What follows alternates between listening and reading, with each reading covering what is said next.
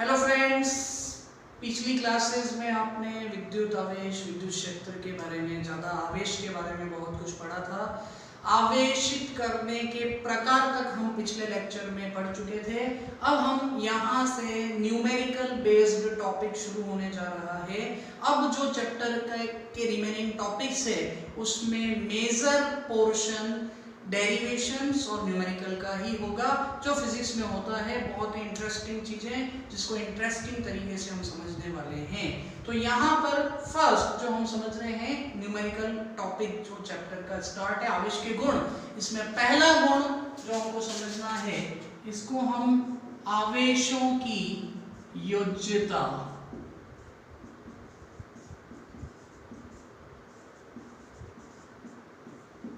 कहते हैं। आवेशों की योज्यता यानी आवेश का योग करना कैसे किया जाता है। ये मान लीजिए किसी विलगित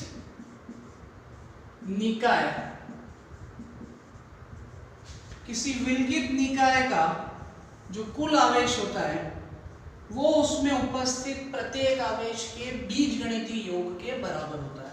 विलगित निकाय यानी ऐसा निकाय जिसका किसी दूसरे निकाय या सिस्टम से कोई संबंध नहीं है, ये बिल्कुल अलग रखा है।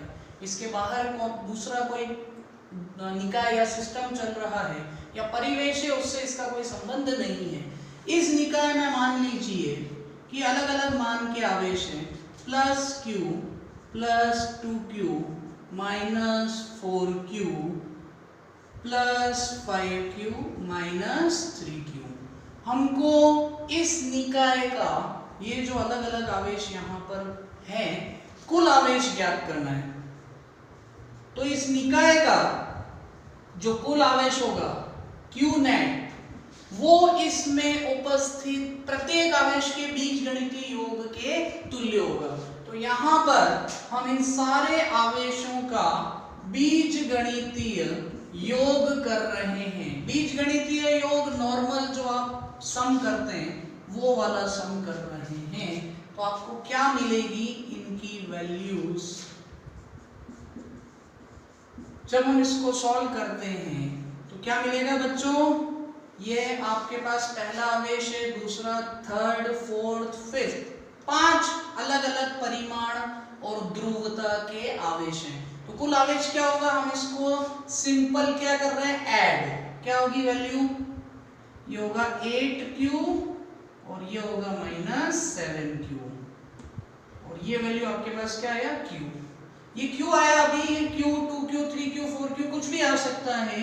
यहाँ पर आपको ध्यान रखना है, इस प्रॉपर्टी में इतना ही है।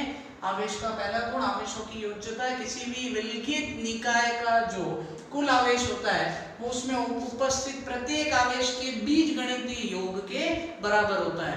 ये चीज भी किसने बताई, जिस वैज्ञानिक ने आवेश के बारे में सबसे पहले बताया, बेंजामिन फ्रैंकलिन ने। तो यहाँ पर बेंजामिन फ्रैंकलिन के अनुसार किसी भी निकाय का कुल आवेश उसमें उपस्थित प्रत्येक आवेश के बीजगणितीय योग के बराबर होता है। आपने पहला गुण पढ़ा आवेश का, दूसरा गुण मैं बता रहा हूं, इसको बोलते हैं हम आवेश संरक्षण का नियम, या इसको हम ऐसे भी बोलते हैं कि विद्युत आवेश संरक्षित होता है। विद्युत आवेश क्या होता है, संरक्षित होता है। संरक्षित क्या होता है, संरक्षित वर्ड का मतलब आपने ऊर्जा संरक्षण का नियम पढ़ा सुना होगा। क्या पढ़ा था हमने ऊर्जा संरक्षण में, ऊर्जा को ना तो उत्पन्न किया जा सकता है ना ही नष्ट किया जा सकता है, एक रूप से दूसरे रूप में रूपांतरित किया जा सकता है। ऊर्जा को ना तो हम उत्पन्न कर सकते हैं ना नष्ट कर सकते हैं, एक रूप से दूसरे रूप में रूपांतरित किया जा सकता है। रूपांतरण से पहले ऊर्जा का मान रूपांतरण के बाद की ऊर्जा के मान के बराबर होता है। वही नियम आवेश संरक्षण के नियम के रूप में यहाँ लागू होता है। आवेश को न तो उत्पन्न कर सकते हैं न ही नष्ट किया जा सकता है, एक रूप से दूसरे रूप में बदला जा सकता है। उसी को क्या कहते हैं? आवेश संरक्षण का नियम। तो यहाँ पर आवेश संरक्षण का नियम क्या है?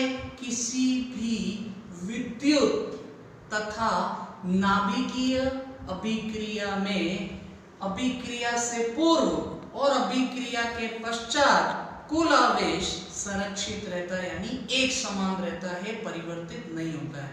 इस नियम को मैं कुछ उदाहरणों के द्वारा आपको समझा रहा हूं। मान लीजिए किसी विद्युत या नाभिकीय अभिक्रिया में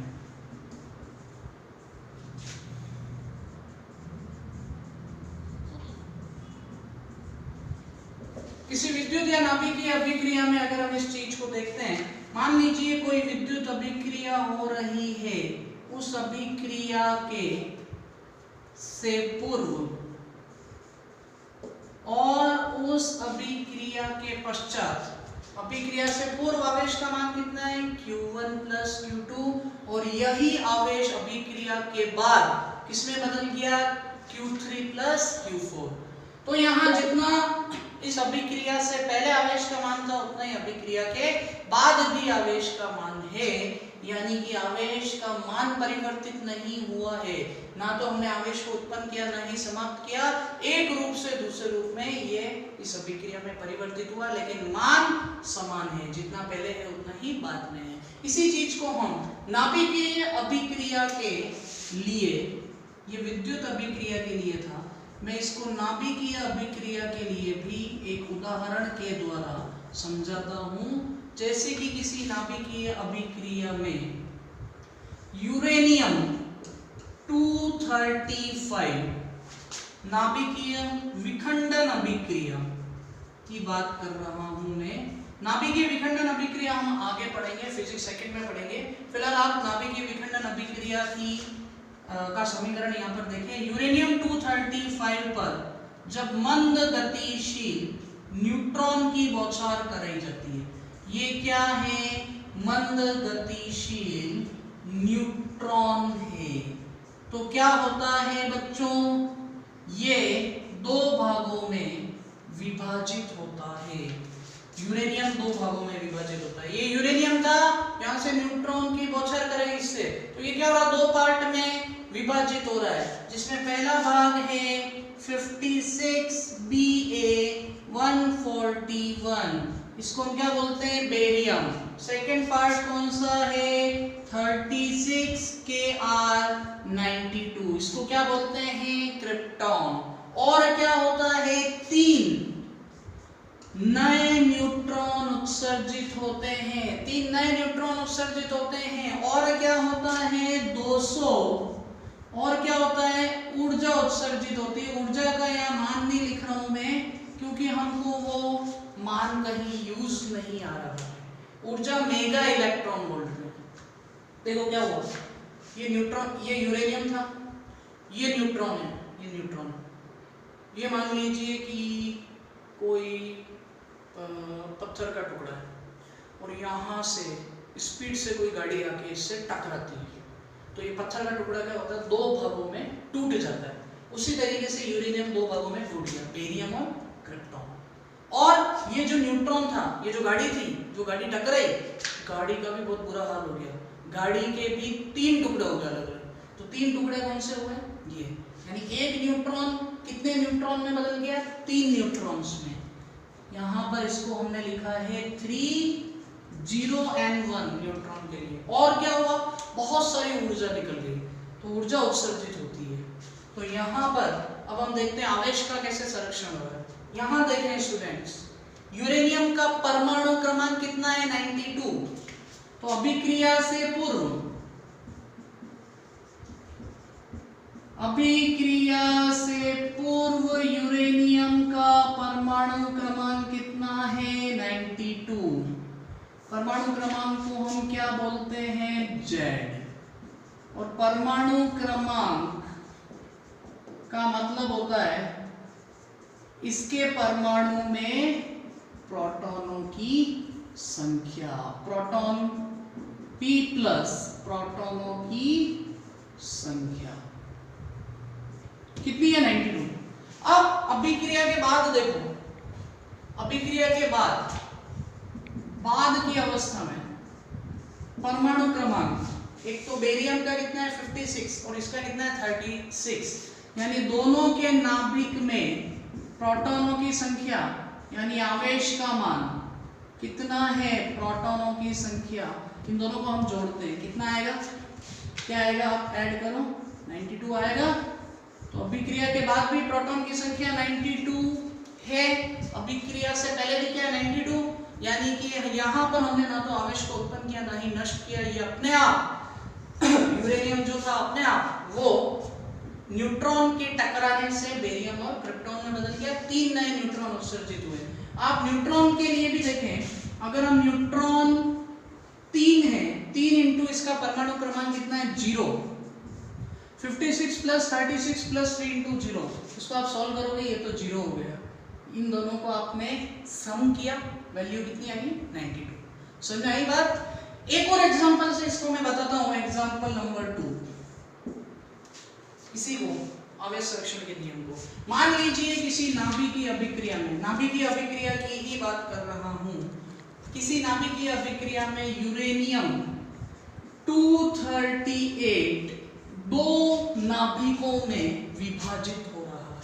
किसमें, एक तो 90 थोरियम 234 थोरियम में, और क्या हो रहा है, एक अल्फा कण का उत्सर्जन हो रहा है।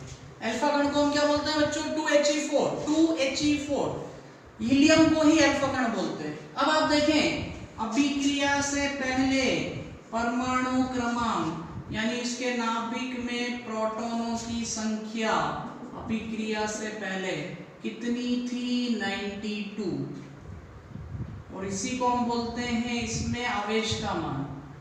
और अभिक्रिया के बाद कितनी है प्रोटॉनों की संख्या 90 प्लस 2, कितना हुआ 92, थोरियम का 90 हीलियम का 2। तो देखिए अभिक्रिया से पूर्व और अभिक्रिया के बाद आवेश का मान क्या है, समान है, तो आवेश क्या है, संरक्षित है। तो ये दो गुण हमने देखे, तीसरा गुण इसका क्या है वो हम आगे अभी समझेंगे। ये दोनों गुण हमको ध्यान रखने हैं। तीसरे गुण पर क्वेश्चंस बनते हैं 1 नंबर के या 2 मार्क्स के, 1 मार्क्स एंड 2 मार्क्स में क्वेश्चन तीसरे गुण से कभी-कभी बन जाते हैं बोर्ड के पेपर में। तो हमको अब तीसरा गुण समझना है, ये आपको समझ में आया, इसका स्क्रीनशॉट ले लीजिए।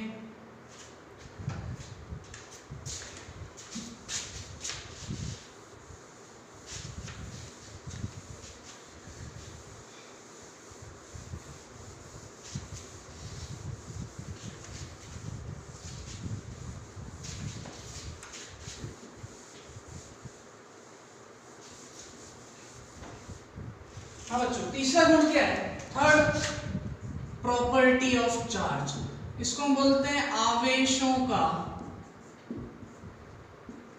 क्वांटीकरण।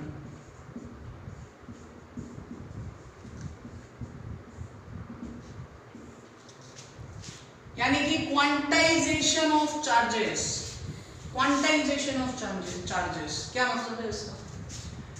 मिलिकन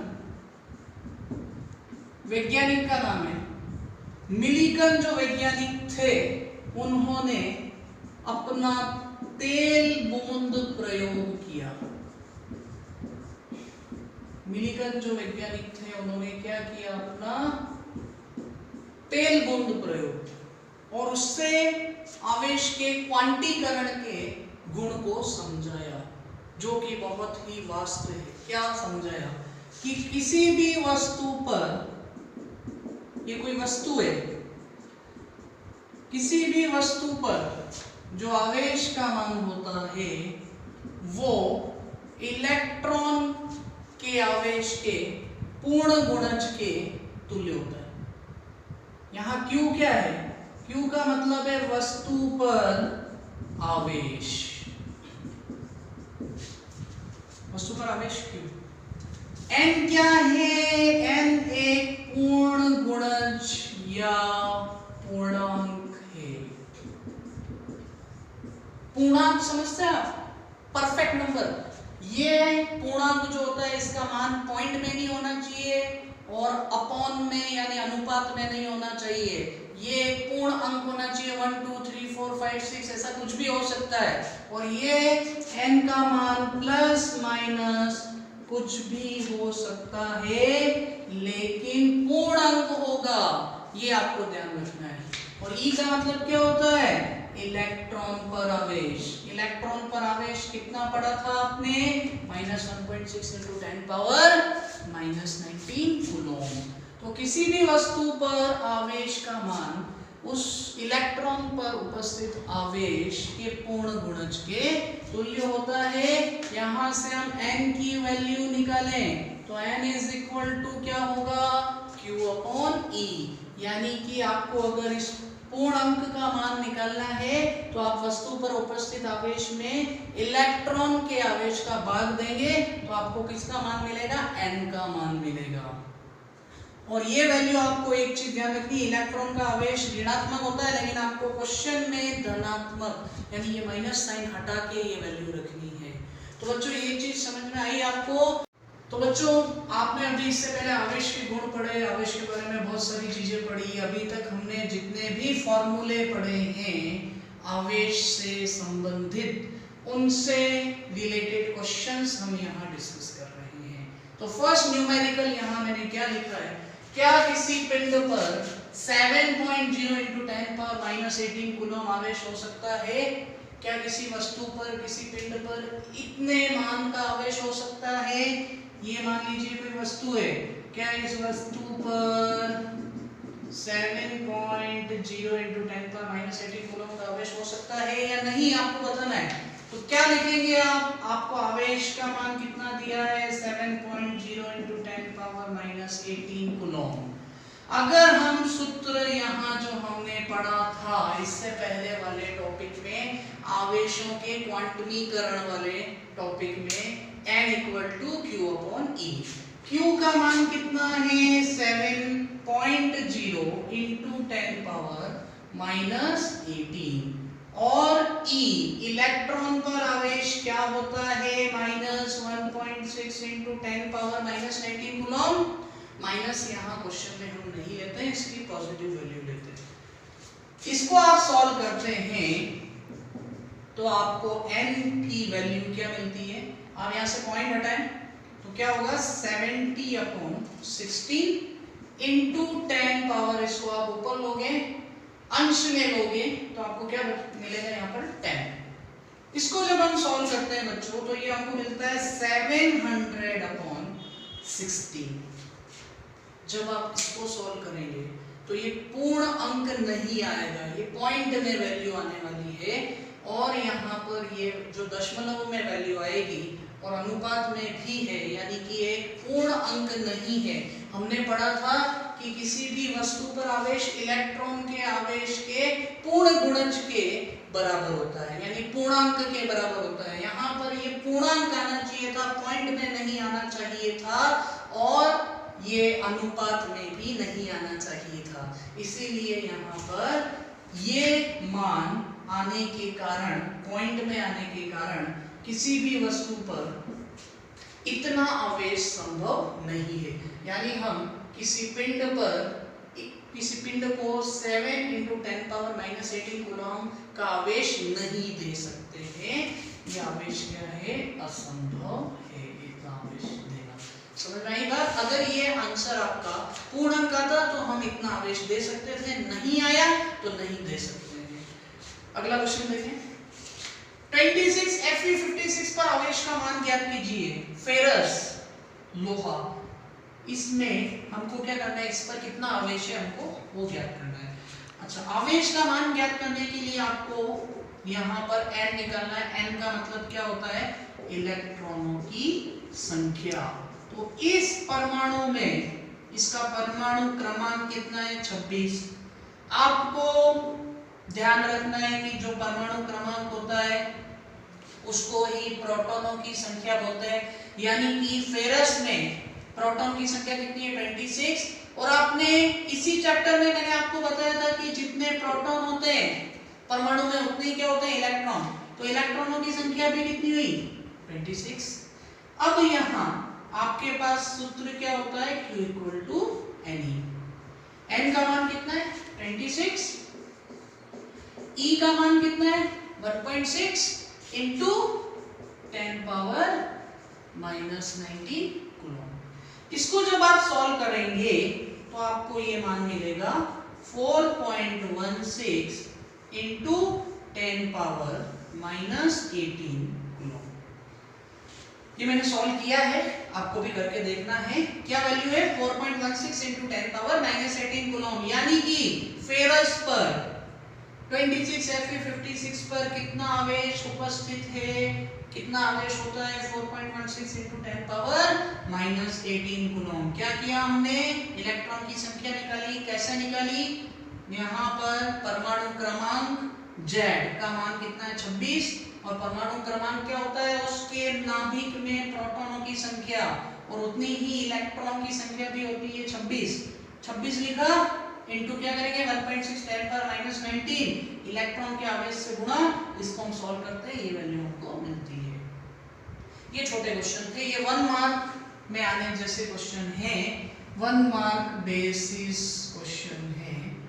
लेकिन हम थोड़े बड़ा क्वेश्चन देखते हैं 2 या 3 मार्क्स के हिसाब से।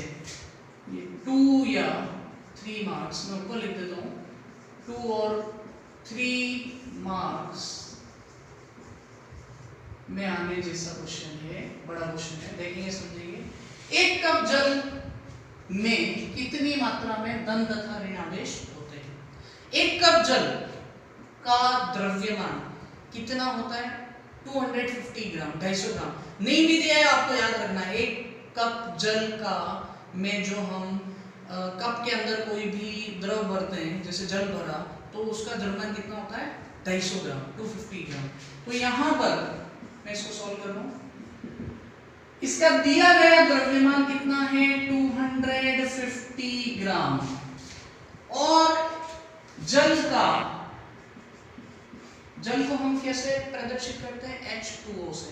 तो जल का जो अणुभार होता है, अणुभार यानी कि उसका मोलर द्रव्यमान, वो क्या होगा, 2 हाइड्रोजन के परमाणु है 2 × 1 प्लस 1 ऑक्सीजन का परमाणु है, क्या होगा 16।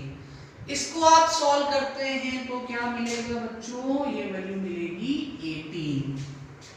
तो आपको दिया गया द्रव्यमान कितना है 250 ग्राम, और इसका मोलर द्रव्यमान या परमाणु भार कितना है 18। अब यहाँ पर हम इसमें अणुओं की संख्या ज्ञात करते हैं। अणुओं की संख्या जल में अणुओं की संख्या कैसे निकालेंगे, इसको हम कैपिटल N से प्रदर्शित करते हैं। इसका एक सूत्र है जो आपने केमिस्ट्री में भी पढ़ा है। क्या करेंगे, दिया गया द्रव्यमान अपॉन मोलर द्रव्यमान इनटू एवोगाद्रो संख्या। एवोगाद्रो संख्या आपको पता होगी, तो हम वो वैल्यू यहाँ पर लिखेंगे। तो मैं m की वैल्यू लिखता हूँ, क्या वैल्यू होगी 250, कैपिटल M की वैल्यू कितना है 18। एवोगाद्रो संख्या का मान क्या होता है 6.023 × 10 पावर 23। कहीं कहीं यहाँ 6.022 × 10 पावर 23 भी है। आप 22 लिखें 23 लिखें, कोई बड़ा फर्क नहीं है, एक ही बात है। ये आपको मिला n का मान। अब बच्चों आपको क्या निकालना है, यहाँ पर निकालना वैल्यू किसकी फाइंड करनी है Q की। आपको क्या पूछा गया है क्वेश्चन में, कितनी मात्रा में धन तथा ऋणावेश होते हैं 1 कप जल में, यानी Q निकालना है आपको। Q निकालने से पहले आपको यहाँ इलेक्ट्रॉनों की संख्या भी निकालनी पड़ेगी। इस सूत्र में Q = Ne, इस सूत्र में रखने के लिए इलेक्ट्रॉनों की संख्या भी निकालनी पड़ेगी। इलेक्ट्रॉनों की संख्या कैसे निकाली जाती है, इलेक्ट्रॉनों की संख्या कैसे निकालते हैं बच्चों, यहाँ पर आप देखेंगे H2O में अगर हम देखते हैं तो 2 हाइड्रोजन के परमाणु हैं और 1 ऑक्सीजन का परमाणु है। तो यहाँ पर कितने इलेक्ट्रॉन हुए? 10। तो 10 इलेक्ट्रॉन हुए और आपने ये पढ़ा है कि जितने इलेक्ट्रॉन होते हैं उतने ही प्रोटॉन होते हैं। तो इलेक्ट्रॉन कितने? 10। तो प्रोटॉन भी कितने होंगे? 10 होंगे। अब यहाँ आप फॉर्मूला लगाएंगे Q is equal to Ne। यहाँ पे n का मान ये मैं रखता हूं तो क्या मिलेगा? 250 upon 18 into 6.023 into 10 power 23 n का मान। और E इलेक्ट्रॉन की संख्या कितनी है? 10। तो मैं यहाँ 10 से मल्टीप्लाई करता हूँ। 10 इलेक्ट्रॉन, एक इलेक्ट्रॉन पर आवेश का मान कितना होता है? 1.6 इंटू 10 पावर -19 कूलम। इसको जब आप सॉल्व करते हैं, आपको सॉल्व करना है इसको जब आप सॉल्व करेंगे तो आपको आंसर क्या मिलेगा? Q is equal to 1.33 into 10 power 7। क्या मिलेगा answer? 1.33 into 10 power 7 coulomb. 1.33 into 10 power 7 coulomb. ये इस क्वेश्चन का आंसर हुआ। एक बार मैं फटाफट इसको रिपीट कर देता हूँ, देखेंगे आप समझेंगे। एक कप जल में कितने धन तथा ऋण आवेश होते हैं? दिया गया द्रव्यमान स्मॉल m कितना है? 250 ग्राम। अणुभार या मोलर द्रव्यमान कितना होता है? H2O का 2 हाइड्रोजन के परमाणु है तो 2 into 1 प्लस ऑक्सीजन का क्या होता है? 16। दोनों को ऐड किया कितना आएगा? 18। जल में अणुओं की संख्या कैसे निकालते हैं आपको पता है केमिस्ट्री में किया है आपने। दिया गया द्रव्यमान अपन मोलर द्रव्यमान इनटू एवोगाड्रो संख्या। इसको सॉल्व किया, मैंने दिया गया द्रव्यमान रखा 250 और अणुभार रखा 18, एवोगाड्रो संख्या से मल्टीप्लाई किया। अब यह इलेक्ट्रॉन की संख्या हमको निकालनी है। तो H2O में 2 हाइड्रोजन के परमाणु है, 1 ऑक्सीजन का परमाणु है। ऑक्सीजन के अणुभार 8 और हाइड्रोजन का 2, दोनों को ऐड किया कितना आया? 10 इलेक्ट्रॉन। यानी 10 इलेक्ट्रॉन है तो 10 ही प्रोटॉन होंगे। और यहाँ पर आपके पास अब जो आवेश का मान होगा, जो आवेश निकालना है कितना धन और ऋण आवेश है। Q इक्वल टू क्या होता है?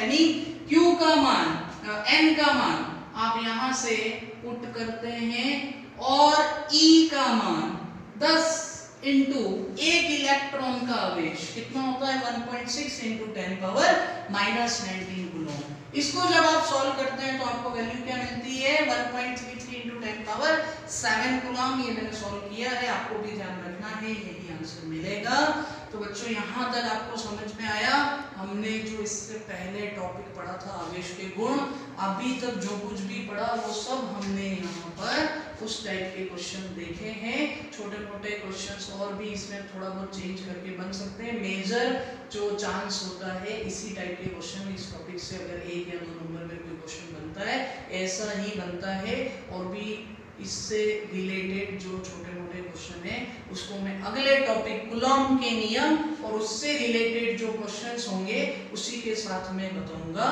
तो यहाँ तक आपको आज के लेक्चर में इतना ही आपको समझ में आया सारी चीजें। तो सारी चीजें आपको मेरे लेक्चर सीक्वेंस में देखने हैं, नोट करना है, मुझसे प्रॉब्लम्स शेयर करते रहें। मैं फिर रिपीट करता हूँ, ये मेरे नंबर हैं। मेरे YouTube चैनल को प्लीज सब्सक्राइब, लाइक और शेयर जरूर करें। मैक्सिमम स्टूडेंट्स तक शेयर करें, सब बच्चे इसको देखें, अच्छे से समझें और आगे की अच्छी सी तैयारी करें। तो ठीक है स्टूडेंट्स, आज के लिए इतना ही। इससे आगे नेक्स्ट लेक्चर में देखेंगे। Have a nice day and good bye.